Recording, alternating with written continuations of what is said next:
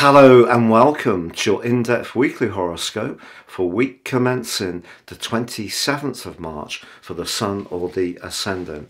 I'm going to give you the standout details to look out for that we can all relate to collectively, but please stay with me.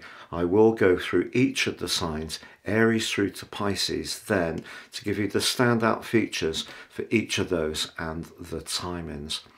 If you're new to my channel, thank you so much for joining me. This is very much a community, so please do share any thoughts you've got. I do interact with each comment, and please do subscribe. If you're a returning visitor, thank you so much for joining me once more. Now this week sees a really important alliance between Mars and Pluto that I don't think is going to get that much coverage. Mars is in the sign of Cancer now, which means that it's in fall. This is not its best location, but it's in a 150 angle, a quincunx, with Pluto in the sign of the collective, Aquarius. So Mars in house 4, Pluto in house 11. So balancing our emotional responses with how we connect with other people is going to require a degree of patience, because Mars in Cancer can be quite defensive and reactive. Also, Pluto in Aquarius is equally in its fall, so not its best location either. So this is a week that when we're discussing anything to do with groups or friendships, committees, we just need to try to be as calm as possible. But it's also a week when on Thursday, 3 different planetary aspects all reach a peak, and all of them can be very positive. One, Venus in a conjunction with Uranus, can have a downside. It just depends on our unique circumstances. But certainly the conjunction between Venus and Uranus pushes us to think about our relationships or our finances in a fresh way. So if things have got a little bit stale in terms of our approach, Uranus is asking us to be a little bit more radical, but it also can give some people the push to separate from someone they may have been close to. So it does have that potential for a downside, as well as the potential for innovation. However, the 2 planets of contracts, Mercury, the planet of trade and commerce, is in a conjunction with Jupiter, the planet of growth and potentially of fortune. And that also happens on Thursday. Very exciting combination. That's when it becomes exact. But Mars, despite that rather tricky angle to Pluto, is actually forging a really positive one to Saturn. You couldn't really make it up that Mars is having these 2 relationships. And of course, Saturn itself in the sign of Pisces, it's pretty early doors. So all these planets have recently moved, of course, but it just suggests that if we can embrace the more emotional sphere, which is, of course, Saturn in Pisces, Mars in Cancer, in terms of how we structure things, that's a good thing to do. You know, just looking at things in a purely logical way, which might be the call out to Pluto, is not necessarily the best approach.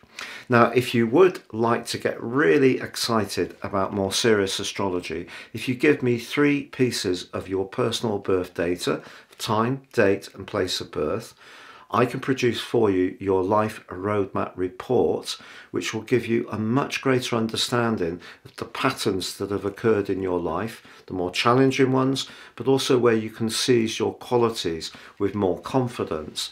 Also, within my special package of 30% off, you can get your 12-month personal forecast.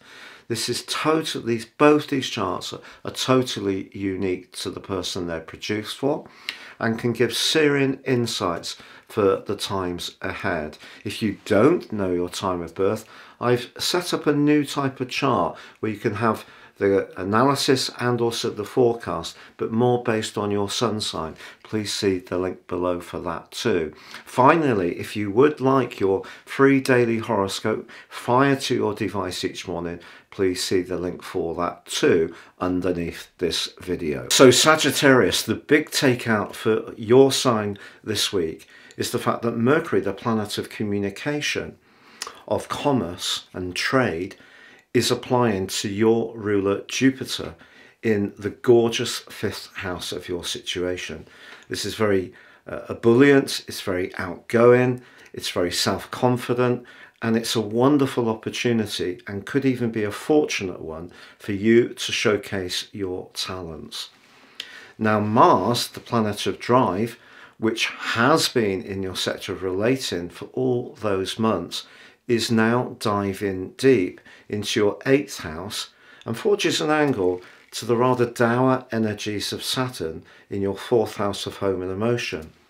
Around the property matter, I think even if there has been a lot of frustrations, and this is true for a lot of people, I appreciate, I feel that you can see something shaping up in a way which gives you a lot of satisfaction. But if there is something that you're finding a little more challenging, it could come into the open with Venus's combination with Uranus. Here, you're wanting to perhaps be as obliging and helpful to others as you can be, but you're conscious that you don't want to sacrifice your own individuality, and freedom, always crucially important to your sign. But Pluto, the planet of change, but also the planet of power, is in your 3rd house of everyday communications.